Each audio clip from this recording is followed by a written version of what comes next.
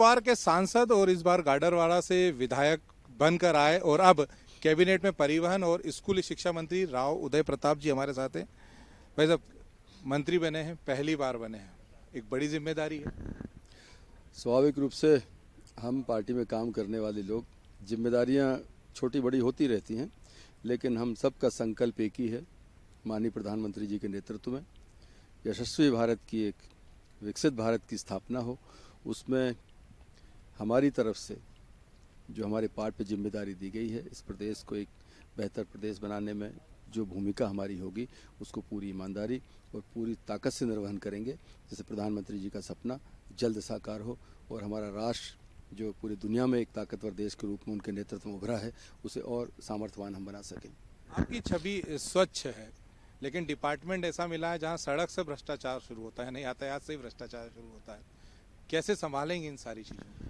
नहीं, मुझे नहीं लगता कि इस तरह, मैं आपकी बात से सहमति व्यक्त नहीं करता। चीज़ें आदमी की काम करने की शैली पर निर्भर करता है, और प्रधानमंत्री जी के नेतृत्व में जो गुड गवर्नेंस का जो एक आचरण इस देश में उन्होंने कार्यशैली विकसित की है, मुझे लगता है उसको सामने रखकर हम जब काम करेंगे तो एक ट्रांसपेरेंट डिपार्टमेंट देंगे, और आप स्वयं महसूस करोगे एक बेहतर व्यवस्था के साथ एक ट्रांसपोर्ट का जो एक सिस्टम इस प्रदेश में है उसका और एक बेहतर करेंगे, और एक आइडियल स्टेट के रूप में मध्य प्रदेश को हम आगे ले जाएंगे माननीय मुख्यमंत्री मोहन यादव जी के नेतृत्व में।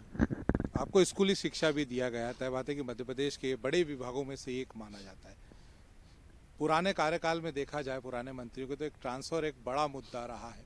लोग अपनी सहूलियत के हिसाब से अपने ट्रांसफर पोस्टिंग चाहते हैं, लेकिन वहीं एजुकेशन की बात आती है तो एजुकेशन स्टैंडर्ड को सुधारने के लिए जो प्रयास मध्य प्रदेश में होना चाहिए थे अभी तक नहीं हुए हैं।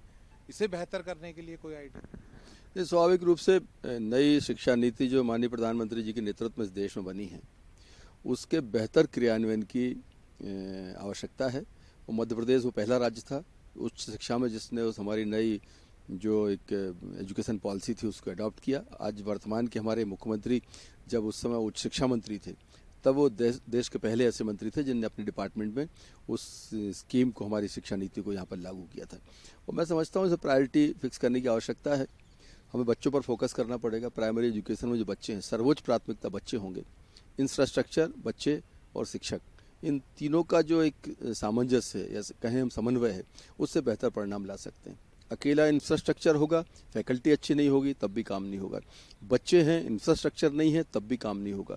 तो सीएम राइज का जो कॉन्सेप्ट है उसको ताकत देने की ज़रूरत है। और स्कूल भवन के अंदर बच्चा है तो हर हाल में वो पढ़ाई करे, नई शिक्षा नीति को अडॉप्ट करें हम।